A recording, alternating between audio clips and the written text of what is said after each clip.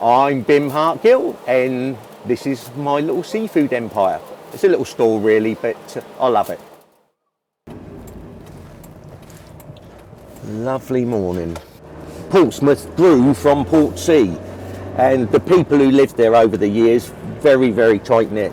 And you would think that the younger generations, that it might have, they might not be quite so passionate, but believe me, they are. And I would say even more so, which is a good thing, Got a bit of a reputation as well. You know, oh, be careful, you're going to Portsea. But it's really not like that at all. Might have been a little bit a few years ago, but certainly not now. It's a lovely place, lovely people. If they don't like you, you know about it. But if you fit in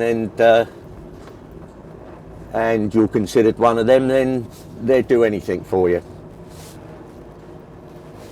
Very much look after each other down here.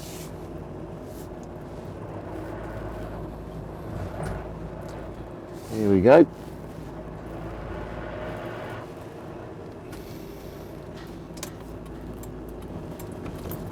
Let's see the first one to call me some names. Won't take long, believe me.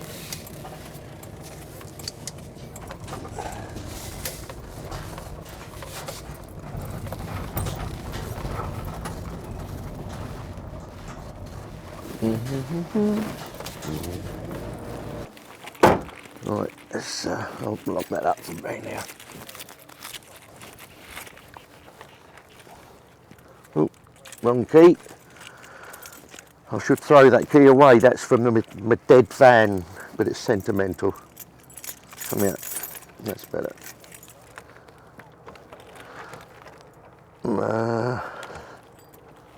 That way. That's it.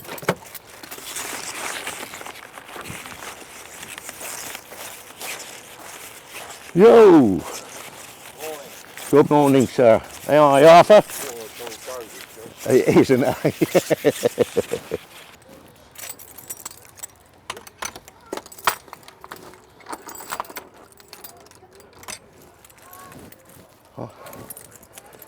As nice as it is down here, you've got to have security.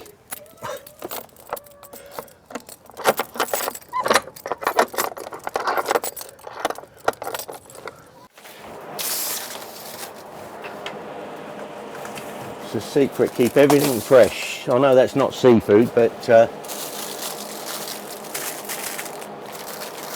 in the seafood business you can't mess about. Unless you keep everything under the right conditions, nice and safely. You've got 24 hours once you've got your seafood, or defrosted seafood, you've got 24 hours. If it's not sold, it's got to be thrown away. And you can't mess about with that. If you mess about with it, you'll risk upsetting someone's stomachs or whatever. But I always stick to it, and I've been here 22 years, I haven't killed anyone yet.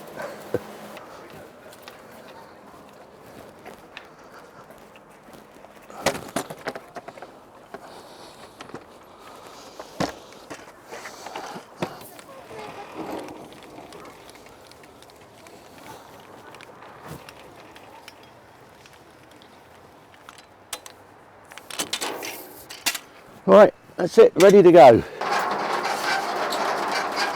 Look at the queues. See who's here. Oh, there's more that side, look.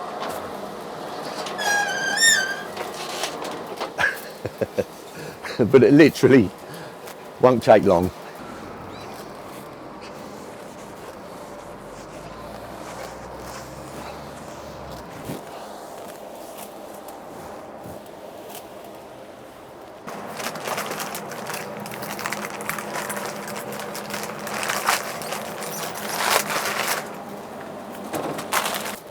I'm actually known as Bim. That's all I've ever been known all my life. My proper name is Michael John Hartgill. Never been called Michael, never been called John, always known as Bim. And it's not because I'm a bimbo, it's because when I was born, back in the 50s, Jim Reeves was in the charts with a song called Bimbo. Bimbo, bimbo, what you gonna do, yo? Bimbo, bimbo, where you gonna go, yo? And my parents sang that to me when I was born, and the nickname from that stuck. And from the day I was born, I've never been known as anything other than Bim.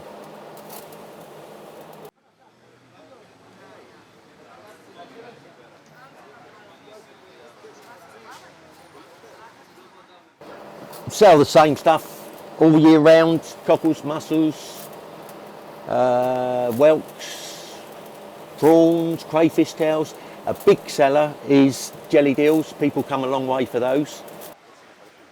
I think there may be someone coming today. He lives the other side of Farnham, other side of Farnborough, in between Farnborough and London, and he comes at least once a week on a 95-mile round trip just for my jelly deals.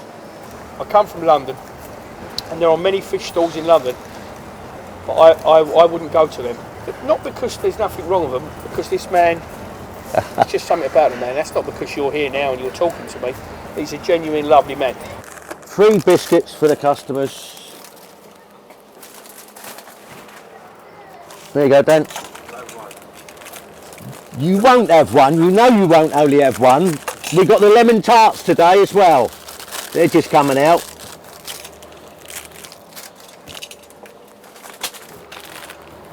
Not many places give you something free, do they? We do here. There's 3 or 4 homeless people that have been here on and off for, well, 3, 4, 5 years. They've all got various reasons for being on the streets. Some of them it's their own fault, others that, you know, families break up. And I'll do my little bit to try and help them. They can have their free teas and coffees all day, as much as they want. Yeah, buddy, help yourself. Cakes and biscuits. Yeah, go for it, mate. We don't only serve humans here. We've got loads of dogs that come here. There's a little spaniel. His name's Bailey, but we all call him Eric. You don't mind those, do you? Hang on. This is when he starts barking, when he hears the sound of the tape. Listen. Right, wait. Another one of the fishermen has got a big brown Labrador. He'll come up and almost jump over the counter. Would you like a bit of ham? You would, wouldn't you? Good gal. Everything started about 20 years ago. I had a friend who had a big trawler. He was a crab and lobster fisherman. He decided he would like to try and put a seafood trailer right here.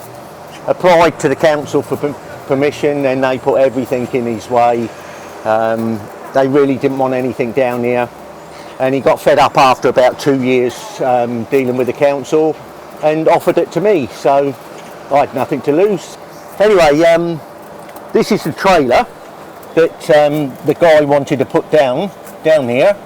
And that's my original trailer that I bought off him, and that's probably the only photograph I've got of it. Thank you very much. Cheers. Thank you.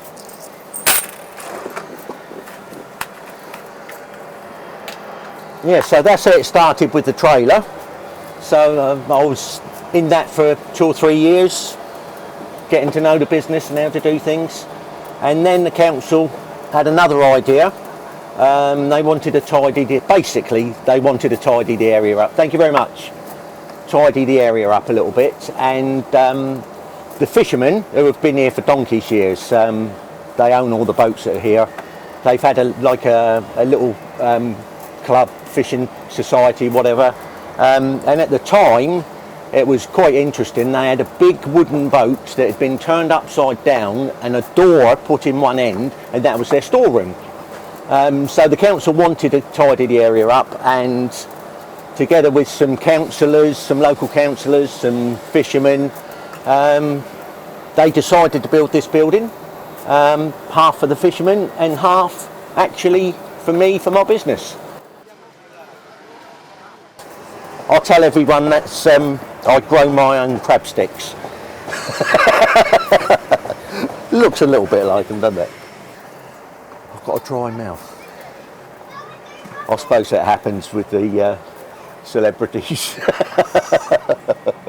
There's so many people like to wind each other up here. It's a crazy place. It's really good. It's really good fun.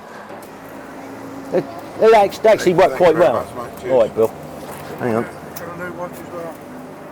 Only for the day. The only time you ever see me with one is when I'm Cheers, Bill. Thank you very much, mate. Next generation of Portsea fishermen. He's laughing. That's his boat seat now. Arthur! Bimbo, thank you. All the best, buddy. All the best, all right, I'll see you. Yeah. I'll see you after Easter. We say thank you for Bimbo. Who? Where's my bits? Good girl. There we are. See you after Easter, and we'll do Yeah. Pull the Better Road. Yeah, we'll have some of that. Pie and mash. Yeah. Cheers, mate. Yeah, I'm your mate now. I've already done you a cup of tea. I've always been our mate.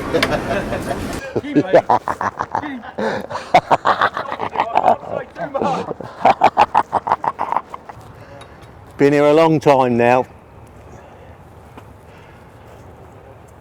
Lots have happened, lots of things have happened. I've seen a lot of people come and go. A lot of new ones, a lot of old ones passed away, but it's been a lovely time here until recently. The building was actually for my business in the beginning. On a 5-year lease. Every 5 years I simply got a new lease in the post. Basically read it, sign it, send it back. I had another 5 years lease, so there was never any indication that any of this was going to be offered to anyone else until a few weeks before Christmas. I got a very short, sharp letter from the council saying the lease was due for renewal. It would not be renewed to me. They're not negotiating, and I had to get all my equipment out and signs down by the 5th of March. Total shock. There was never any indication anything like that was going to happen. As far as I was concerned or thought, that was mine for as long as I wanted it. Because it was so close to Christmas, I didn't tell anyone. It was a big worry for me because basically if they did what they wanted to, I was out of a job. At my age, it was probably the end of my working life. No income, and they were actually taking away a business that I've built up for 20 years. And their idea was to give it to the highest bidder. So I was devastated, but I didn't want all friends and family to be worried over the Christmas, so I kept it to myself. That was a difficult time, trying to be happy and jolly. With that hanging over my head. Anyway, during that time I got advice and help from 2 MPs, 3 councillors. I had a letter sent from their office in the House of Commons pleading to the council to change their mind, and they didn't. And that was all I could do. If they couldn't change the council, I couldn't change it. So I'd resigned myself to the fact that that was it. It was all over. There was a Facebook campaign, and some of the people that had lived here and had come to the store all their life since they were little kids, now in their 20s, they started a petition, online petition. And to cut a long story short, within less than 1 day, I had the leader of the council turn up at the kiosk and basically said, I'm sorry, I didn't know all this was going on. He said, tear the letter up, put it in the bin, I'll send you a new lease tomorrow. So 5 or 6 weeks of worry and stress, going through all the official channels, did nothing. Less than 1 day on the internet, I'm still in business. Yeah, I've got so many people to thank. There were nearly 2,000 signatures on the petition, and I cut out all the bits that were in the paper and put it on the front of the shop with a big thank you. There were so many that there's no way I'm even going to know their names, but it was brilliant. It was just overwhelming. I expected a little bit of support, but nothing like that. Just shows you what people power can do.